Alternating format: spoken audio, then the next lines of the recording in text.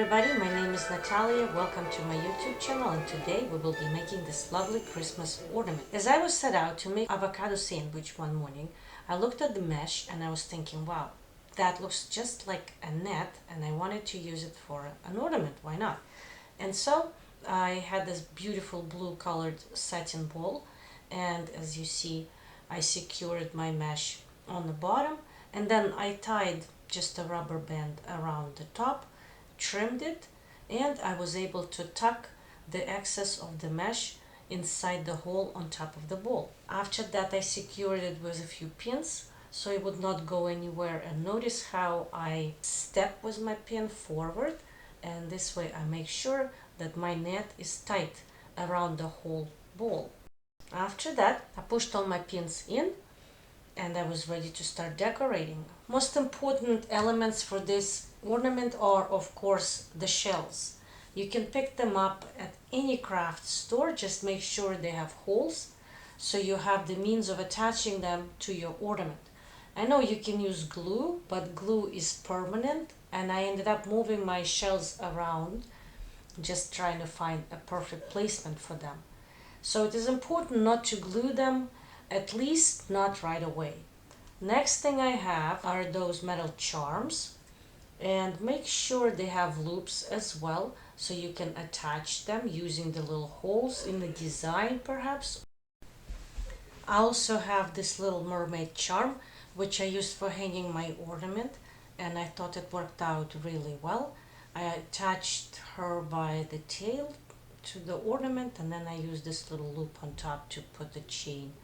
Then I also use these jewelry pins.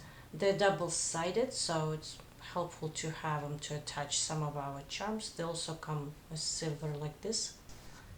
Of course, we need pearls, and I always recommend to have a box with different sizes of pearls. Now, next one, these beautiful coral charms I found. They were expensive, but I think they're totally worth it, because they add this touch of color, which is just beautiful. I found this twisted chain and some other chain from the necklaces I no longer need. And then I have those pearl charms, but you can just use regular pearls. But you don't have to even have a tassel if you don't want to. And the last thing we need is this kind of a pearl rhinestone chain. If you don't have it, it's okay as well, but I think it added a little bit of complexity to this ornament. So let's start. I start with the largest shell that I'm planning to incorporate into my design. After that, I look throughout all of my materials and play with different elements.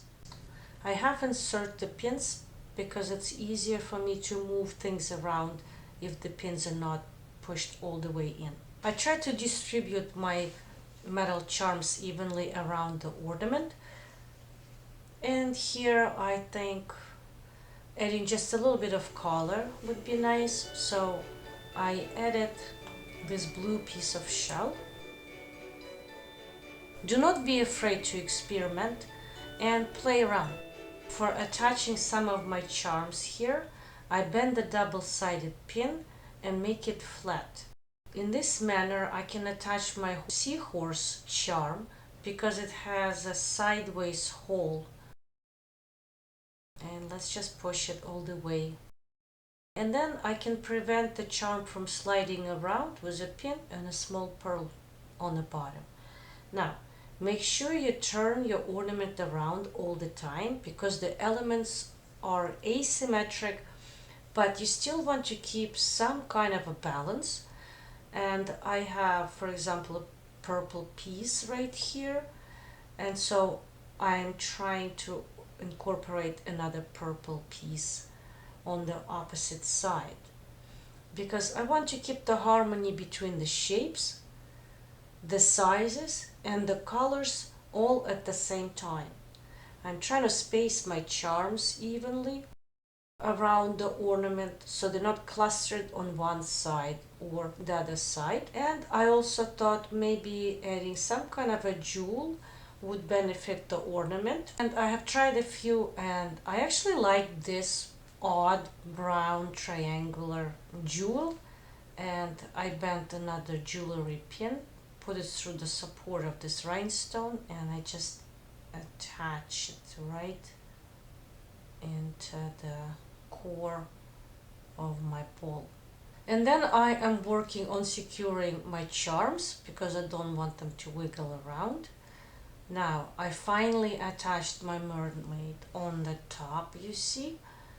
And first I picked the side of the ornament that I liked the best because the mermaid will be facing that way.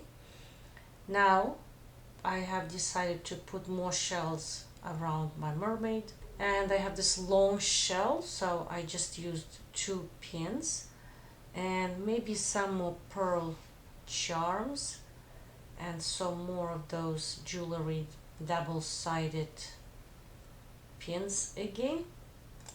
Use your imagination. Most likely you have different materials than I do. Do not be afraid, your ornament will end up looking different from mine, but it doesn't mean that it will not look just as pretty.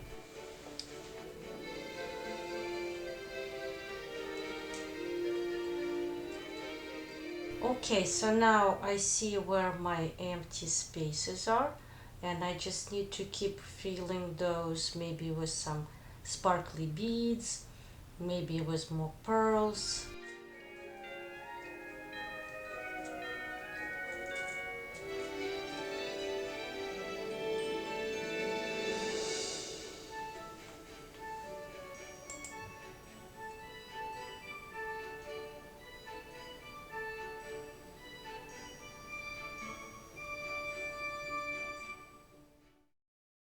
I will attach one end of my chain to the mermaid, and I would like it to be kind of tied up like this. And now I am twisting the chain and pinning it in place as I go. It's kind of hard to pin through, but if you wiggle and wiggle around, eventually the pin goes through that kind of a chain. I keep my pins half inserted because I want to use the entire chain's length and make sure it is evenly distributed around the top of the ornament. And then when I'm happy with the placement, I will go ahead and push all my pins in. Here I came to the end of my chain, and I decided to keep the end loose because I thought it would be nice to have an anchor on the very end of this chain. But I don't have any of those anchor charms, so I got online, ordered some, and hopefully they will be here soon before this video is over. Now let's secure all of the elements, making sure nothing is moving around. Add more sparkles, add more pearls. You decide. You are the designer, you are the creator, and I think I'm coming to an end, and maybe just add a couple of those tiny pearls just on the body of the ornament. And now this is time for our pearl rhinestone chain. I put one end of the chain into the rhinestone end chain cup, and I close the flaps here carefully. Now let's try to hide the end of this chain between our elements and work around wrapping it. I try to keep the pearls side up and not let it twist and hide the pearls away. I also try to interlock it with the chain, and I put it through a couple of openings here and there. So now the end is coming. I use my connector rings to attach my pearl charms to the chain, and I'd like them to be different length. I decided to have 3 pearls, 1 star, and 1 shell. I think it looks really good. I threaded a wire through the top links of the chain, and then I threaded everything through this rosette. Put the ends of the wires through different holes in my rosette so I can twist them at the end, securing my tassel. You can go ahead and give it a couple of extra twists, but be careful, no more than 2, because the wires can break. Now we can attach this tassel to the bottom of our ornament using a few pins. I'm just putting them through the holes in the rosette, and at the same time I'm attaching 3 of those lovely shelf charms. Hooray! More charms showed up, and now I do have my anchor. So I tried a few different ones, and I like the silver one because it is different color from the rest of the tassel, and I think it will really stand out. Guys, this is the end of our tutorial, and I hope you enjoyed it. Happy crafting, and I hope to see you soon. Bye bye for now. Well, I had another avocado bag, and now I'm thinking maybe I should just make another little baby one.